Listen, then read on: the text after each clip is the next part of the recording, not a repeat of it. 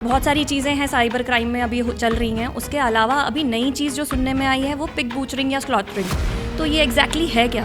ये मैम काफ़ी नया कंसेप्ट है। कुछ फ्रॉड्स इस तरह के आजकल देखने में आए, क्राइम ब्रांच में भी इस तरह का फ्रॉड आया है। सबसे पहले इसमें फ्रॉडस्टर विक्टिम का ट्रस्ट गेन करता है, तो धीमे धीमे ट्रस्ट गेन करता है, इमोशनली उसको अपने सपोर्ट में लेता है, उसके बाद धीमे धीमे उसको स्लॉटर करता है। सर, एक और चीज़ मैंने अभी रिसेंटली सुनी है कि आजकल के जो स्टूडेंट्स हैं वो अपने अकाउंट रेंट पे देते हैं। ये एग्जैक्टली क्या है सर?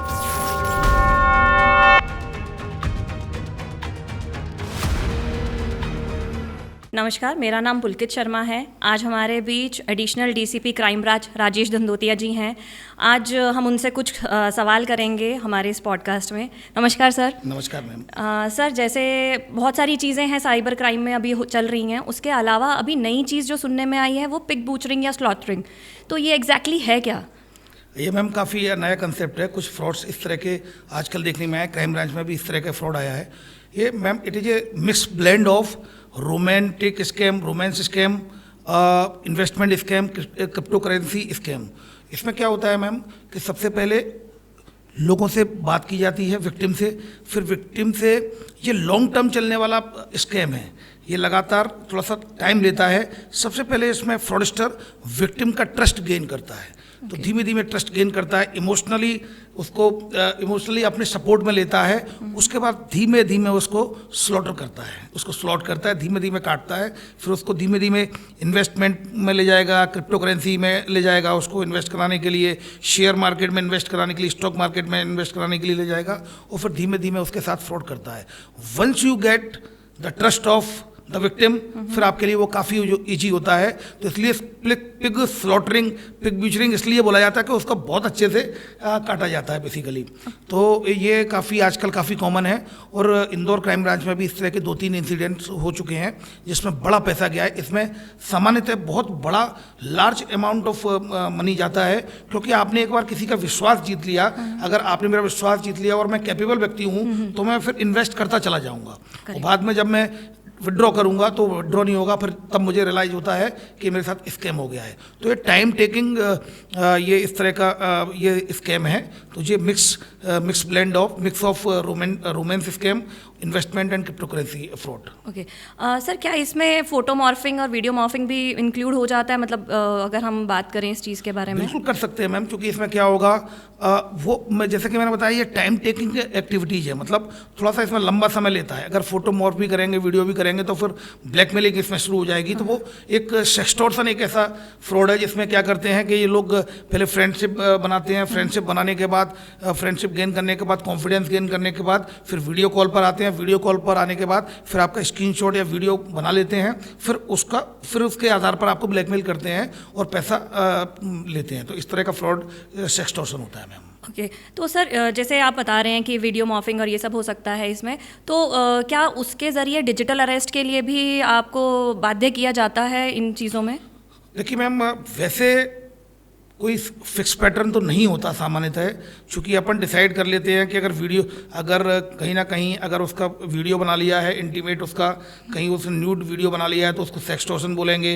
अगर इन्वेस्ट कर दिया है तो इन्वेस्टमेंट फ्रॉड बोलेंगे। अगर उसको इन्वेस्टमेंट और रोमांस मिक्स कर दिया है तो इसको फिर पिग ब्यूचरिंग बोलेंगे। और इसी तरह अगर उसको ऑनलाइन वीडियो कॉल पर लेकर आ गए तो उसको डिजिटल अरेस्ट बोलेंगे। सामान्यतः डिजिटल अरेस्ट में ये होता है कि कोई लॉ एनफोर्समेंट एजेंसी बनकर, जैसे कि सीबीआई, क्राइम ब्रांच, ईडी बनकर, फिर उनको इन्वेस्टिगेशन के नाम पर वीडियो कॉल पर लेकर और फिर उनको भय दिखाकर पैसे ट्रांसफ़र कराना दूसरे अकाउंट में, इसको डिजिटल अरेस्ट बोलते हैं, जो कि टर्म होता नहीं है। ये इनकी खोज है साइबर फ्रॉडस्टर्स की। ये कानूनन कुछ भी नहीं है, ना बीएनएस ना वीएनएसएस, कहीं भी किसी प्रकार का इस तरह का कानून नहीं है। मैं एक आपको इंसिडेंट बताता हूँ।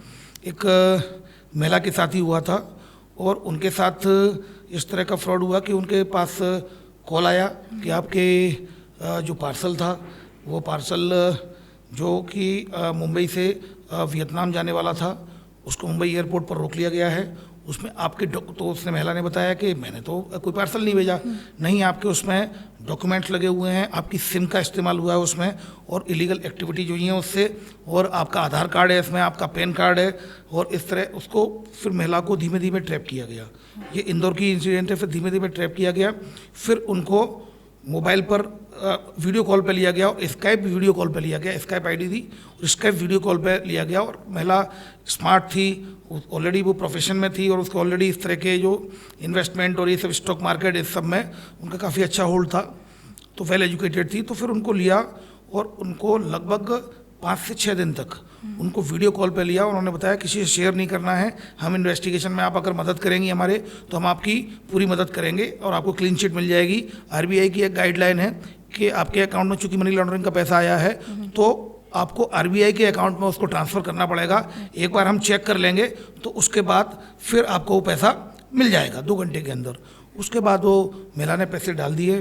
डालने के बाद उसको 10 दिन बाद पता चला कि अभी तक फ़ोन नहीं आया, वेरिफिकेशन 10 दिन बाद उनको पता चला कि मेरे साथ फ्रॉड हुआ है। तब तक उनको ये रियलाइज ही नहीं हुआ कि फ्रॉड हुआ है। फिर उसके बाद उनको पता चला फ्रॉड हुआ। और कितने का फ्रॉड था मालूम है?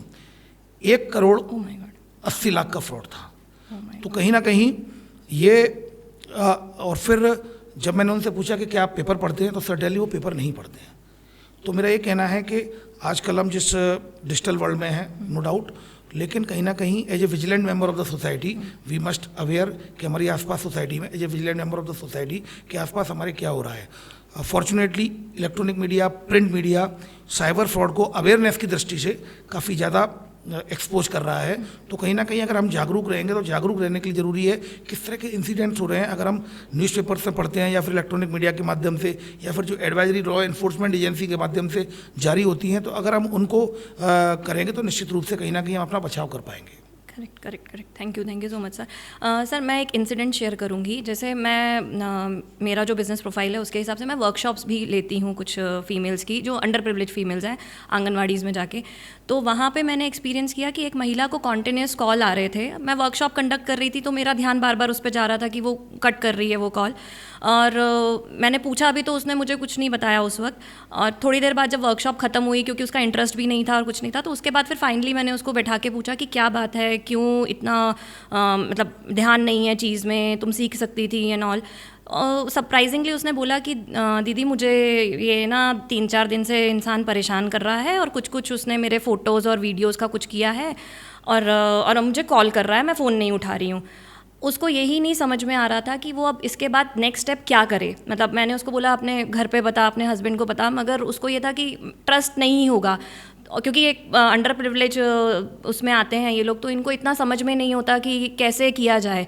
तो ऐसी सिचुएशन में हमें क्या करना चाहिए, इन फीमेल्स के लिए हम क्या कर सकते हैं? अगर मेरे सामने ही अगर ये दोबारा होती है कोई चीज़, तो मैं उसको कैसे हेल्प कर सकती हूँ सर? देखिए, एक तो ma'am women national helpline number है, इसको सभी को आपको बिल्कुल उसको सबको मोबाइल में बिल्कुल करा दें उसको। ओके 181। दूसरा, अगर इस तरह के इंसिडेंट्स होते हैं तो आप स्वयं एक बताता हूँ मैं, जो गवर्नमेंट का जो national cyber crime reporting portal है, जिसमें सोशल मीडिया फ्रॉड होता है, डिफेमेशन वाला फ्रॉड, जिसमें फ़ोटो वीडियो का कर रहे हैं, तो www.cybercrime.gov.in इसमें आप कंप्लेंट कर सकते हैं। ऑनलाइन रिपोर्टिंग पोर्टल है। अगर महिला पढ़ी लिखी नहीं है तो वो सीधे किसी भी थाने में जाए, और ऊर्जा डेस्क जो होती है, ऊर्जा डेस्क बनी हुई है हर थाने में, और ऊर्जा डेस्क में जाने के बाद हर थाने में उसकी इंचार्ज महिला रहती है, उसको जाकर अपनी बात बताएं और वहाँ उसको एप्लीकेशन दें, रिपोर्ट करें। इसके अलावा अगर वो इंदौर में है तो इंदौर में क्राइम ब्रांच में वी केयर फॉर यू है, जिसका नंबर है 7049124444। तो ये जो नंबर है, इस पर वी केयर फॉर यू पे कॉल करके अपनी कंप्लेंट रजिस्टर करा सकते हैं, या रीगल चौराहे पर क्राइम ब्रांच है, वहाँ आकर वी केयर फॉर यू में, जिसकी प्रभारी भी महिला सब इंस्पेक्टर है, वहाँ जाकर अपनी कंप्लेंट को रजिस्टर करा सकते हैं। और इस पॉडकास्ट के माध्यम से मैं कहना चाहूँगा कि निश्चिंत रहें, प्राइवेसी और जो सेंसिटिव इन्फॉर्मेशन होती है वो किसी से शेयर नहीं की जाती है।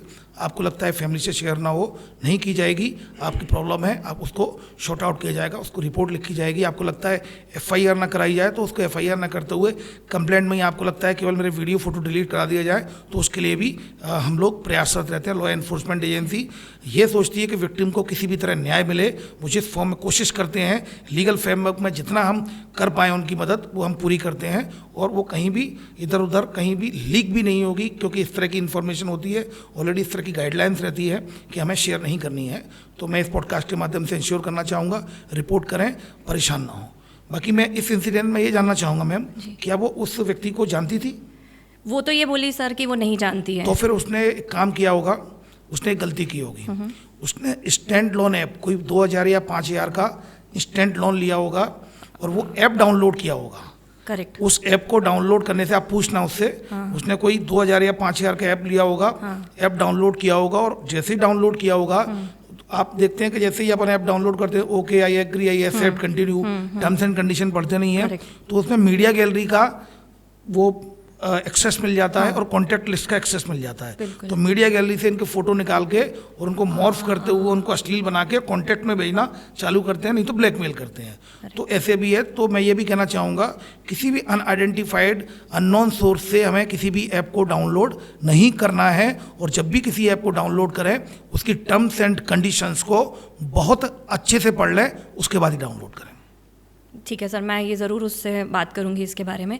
सर एक और चीज़ मैंने अभी रिसेंटली सुनी है कि आजकल के जो स्टूडेंट्स हैं वो अपने अकाउंट रेंट पे देते हैं, ये एग्जैक्टली क्या है सर?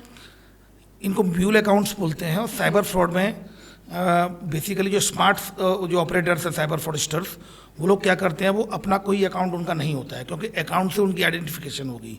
तो ये लोग क्या करते हैं, स्टूडेंट्स ही नहीं बल्कि जो मजदूर हैं, मजदूर वर्ग के लोग हैं, जो क्लीनर हैं, ड्राइवर हैं, तो जो लोग चलते हैं लॉन्ग रूट पे, तो इन सभी लोगों से ये क्या करते हैं, इनसे अकाउंट रेंट पे लेते हैं, कमीशन पर लेते हैं। और ये इस तरह का टेलीग्राम बड़ा हब बना हुआ है। टेलीग्राम में कई चैनल पे कई ग्रुप्स मिल जाएंगे जिसमें कि ये एडवर्टाइजमेंट किया जाता है कि रेंट पर अकाउंट चाहिए आपको, 2% मिलेगा कमीशन, 4% कमीशन मिलेगा। तो ये किसी दूसरे व्यक्ति का अकाउंट लेते हैं और उसमें साइबर फ्रॉड का पैसा आता है, क्योंकि उन्होंने अगर आपके साथ फ्रॉड किया, मेरे साथ फ्रॉड किया, तो अल्टीमेटली पैसा तो किसी अकाउंट में जाएगा ना। तो अब उस अकाउंट से साइबर फ्रॉडस्टर तक आप नहीं पहुंच पाए, तो इन्होंने लेयर्स बनाई हुई हैं, एजेंट्स हैं जो किसी दूसरे व्यक्ति से वो खुलवाएंगे अकाउंट, उसको लेके सारे डॉक्यूमेंट्स ले लेंगे, इवन मोबाइल जो नंबर लिखाएंगे वो सिम भी ले लेंगे, वो चेकबुक, पासबुक और ATM सब ले लेंगे, और वो ऊपर पहुंचा देंगे एक व्यक्ति के पास। वो सारा पैसा विड्रॉ कर लेगा, पुलिस जाएगी तो उनको पकड़ेगी। इस पॉडकास्ट के माध्यम से मैं सबको सतर्क करना चाहूँगा, जो व्यक्ति अपने अकाउंट्स को रेंट पे देते हैं, कमीशन के लालच में देते हैं, मैं उनको बता दूं वो उनको भी जेल होगी, वो जेल जाएंगे। जितना अपराध उसका बनता है, जिस व्यक्ति ने जो ये पूरा फ्रॉड किया है, उतना ही अपराध आपका बनता है, क्योंकि आपने वो चैनल दिया है, वो अकाउंट दिया है जिसमें कि पैसा गया है। बेशक आपका रोल आपको अनजाने में आप देते हैं, लेकिन आपको ये बता दूं, अपना अकाउंट रेंट पर देना ये गंभीर अपराध है। इससे साइबर फ्रॉडस्टर आपको पता नहीं होता, आप 10,000, 20,000, 50,000 के लिए रेंट में देते हैं, कमीशन पर देते हैं, लेकिन साइबर फ्रॉडस्टर इसमें करोड़ों रुपया लेकर और गायब हो जाता है, और फंसते आप हैं। हमने इस साल क्राइम ब्रांच इंदौर ने लगभग 50 से ऐसे ज़्यादा आरोपियों को गिरफ्तार किया है, और लगभग 100 से अधिक बैंक अकाउंट्स, म्यूल अकाउंट्स को ब्लॉक कराया है। Thank you so much sir, आपने बहुत चीज़ों पे हमें अपना मार्गदर्शन दिया है, इससे हमको भी बहुत हेल्प हुई है, और आई थिंक इस पॉडकास्ट के ज़रिए हमारे व्यूअर्स को भी बहुत हेल्प हुई होगी। Thank you very much. Thank you sir.